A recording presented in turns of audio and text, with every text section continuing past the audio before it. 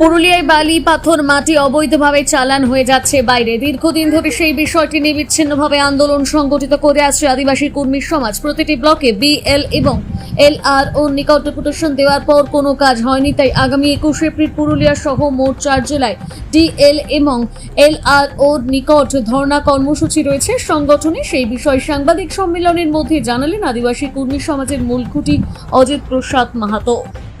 বিনিময়ে ফাউন্ড হয়ে যায়, আমরা এই খবরও আমাদের কাছে আছে।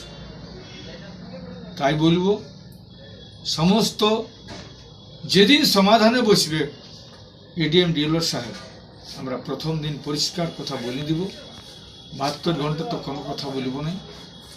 সমস্ত বিএলআর আসবে, এইখানে তার হিসাব নিকাশ আমরা লিব। আমরা এতবার ডেপুটেশন দিয়েছি, ইতিপূর্বে ডেপুটেশন দেওয়া হয়েছে বারবার ডেপুটেশন দেওয়া সত্ত্বেও না বিএলআরও না এডিএম ডিএলআর আমাদের বিষয়টাকে উপেক্ষা করা হচ্ছে। তাই আমরা চাইছি এই যে জঙ্গল মহলে প্রত্যেকটা জাতি সমুদায়, প্রত্যেকটা মানুষ, এই যে সাপ্রেশন, এই যে শোষণ, এই যে বঞ্চনা, এই ভূমি দপ্তর জমির বিষয় নিয়ে, এবং একদিকে হচ্ছে আমাদের বালি মাটি পাথর।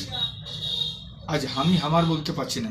এই লড়াই করেছিল একদিন সিধু কানু চাঁদ ভৈরব, লড়াই করেছিল আমাদের রঘুনাথ মাহাতো, চুয়ার বিদ্রোহের নায়ক, যেটা ভারতবর্ষের বলা চলে ব্রিটিশের বিরুদ্ধে প্রথম গণসংগ্রাম চুয়ার বিদ্রোহ।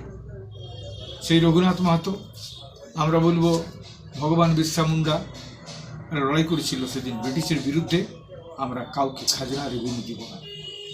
আজকে রেভিনিউর নামে, রাজস্ব আদায়ের নামে জঙ্গল মহল লুট হতে চলেছে।